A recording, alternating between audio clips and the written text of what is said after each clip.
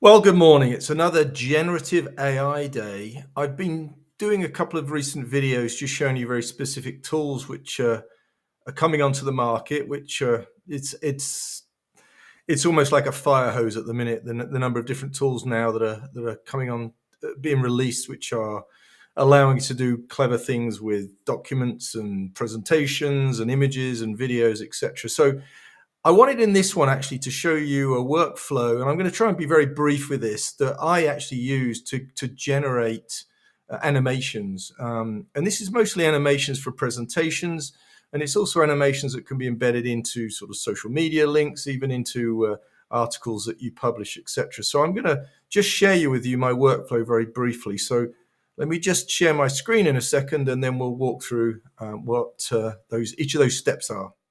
Okay, so let's get rolling. So I've been working on data silos just of late. So telling the story about how we break down data silos. And I've seen lots of slideshows that talk about this and presentations, but mostly they're very static. They're kind of a bit too many words, a little bit dull, if I'm being totally honest with you. I wanted to create a new world where we can actually kind of see what this actually means. So the first slide I wanted to put in place in this slideshow that I've been building is something that really tells that story about breaking down silos and really creating an enterprise data system rather than individual departmental pieces. So what I had in my mind was what I'm about to show you. I wanted to build an animation which kind of showed this. And this is that animation.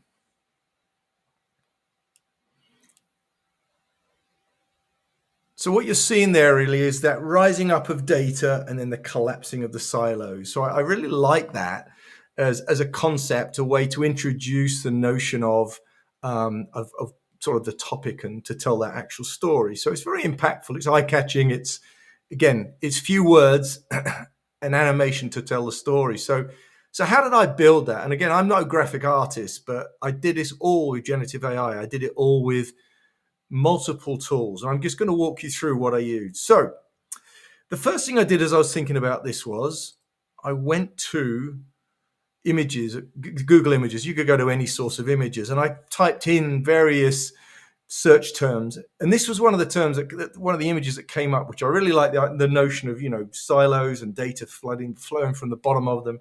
So that was a really good image. I like that image. So the next thing I did was I went to ChatGPT and I did the following. I went to, if I can find where I put it, that image, and I put it into ChatGPT and I said, describe this image.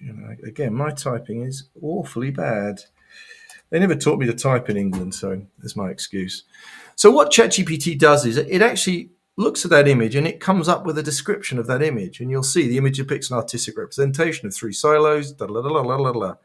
So it comes out with a really nice description, and I'll keep this going until it's finished. And by the way, I'm using ChatGPT 4 here, not 3.5, so which I much prefer. So there's the description. Now, I could use this description. Well, actually, I will use this description for a prompt. So we hear a lot about generative AI prompts, how important they are. You have to build your own prompts, and this is a really good starting place to build prompts. So what I generally do is I take that text and I'll put it into a TextPad or equivalent, and I will edit that text to make it exactly what I want. But I build a prompt off of this. Now, I could use this prompt inside of ChatGPT to generate an image. That's the next thing I'm going to do. But I like the images that come out of ChatGPT, but I much prefer this tool, which is called MidJourney. And this interface is awfully sort of yucky to look at. But basically what we're looking at here is in Discord. I'll share the address below the video. But you can actually get MidJourney to create images for you. It's an amazing tool. It's the best image generation tool, I think. So what you generally do is you type in /imagine, and then it asks for a prompt.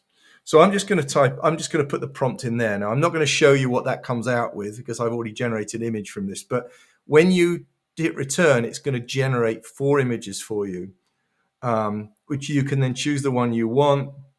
You can improve the quality of the image and you can download that image. So that's the second step that I go through, is to generate an image. I really like MidJourney, and you might find that you've got to go through multiple iterations of this. Quite often it's multiple different attempts at prompts to get to the place where you really want to get to, and you'll be amazed by the kind of images that they generate or it generates in MidJourney. So there we go. There's the image we generated, which I think is a really cool image. That's an original image that MidJourney took the prompt and generated that. And again, that was the one I liked the most. So pretty cool stuff. I mean, again, I'm not a graphic artist, but it's come out with something that I think is great. Now, I could have put that into the presentation as is and say, well, it's, no, there's no copyright problem with this, but it's not quite enough. It's not. I want it to be animated. So let's go to another tool. So Runway is a video generation tool, and you can just put in prompts.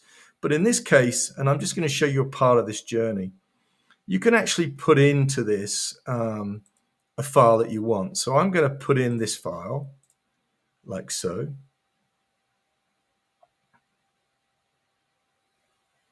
So there's our image. And we can, if I can find it in here, I can't find it. Let's see if I can find it. I should be able to. Oh, I know they've changed the layout of this. So there's a tool here I was looking for. Apologies.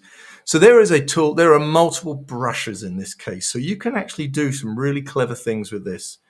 You can start coloring in the data at the bottom here, and you can do it this way, or you can get it to auto do this stuff. But basically what you're saying is animate the stuff I've just highlighted. I've done a pretty crappy job there. And you can actually get it to do, if you look in this directional motion here, you can get it to move up and down. You can get it to move laterally. You can zoom in. You can get it to do sort of a random type, an ambient type movement. But this is how you animate inside of Runway. So that would animate the data. Let's get another brush. And if I want to do something in the background, I want to just get these clouds to animate. Let's just do this over here. We can do that. So I can animate the background. I can move it sideways. I can move the data up and down. I can get the silos to go down like you saw in the video. So within this, you then hit the generate button. And I'm not going to do this in this case, but this is how you start animating individual images. And you can make, and generally it's a 4-second animation, but you can make it longer. So this is the result, and I'm just going to run this through because what I did here was it generates an MP4, so you can then create an animated GIF from this, and this is the animated GIF. So this just recycles. So if you want to drop this into a PowerPoint presentation, which is what I'm doing, you can actually show these animated. You can't. I mean, movies are a bit. You've got to place start in a movie, which you can put into a PowerPoint. But I like this because it kind of rotates through. So if you're starting a presentation, you're talking to an audience, and you want that in the background, just recycling through, then you can talk it through without having to restart a video all the time. So animated GIFs are good. There's loads of free tools out there to do this, but that's the end result. And it took me probably, half an hour at the very most to go through mostly building the prompts. That was a difficult thing. I had to go through a Runway a few times to get the animation as I want it. Sometimes the animations can be a bit funky, but I think you'll agree that the result of that is pretty flippin' amazing. I am just astounded by what we can do now to start telling these stories and to really use less words and to show. So I hope that's helpful to you. I encourage you to explore. It is all an exploration, and we're very early stage of this stuff. In future, I'll be doing some videos on this, which will be even more mind-blowing than this one. But to me, this is pretty flippin' amazing. So again, let me know how you get on with this. Thanks for watching.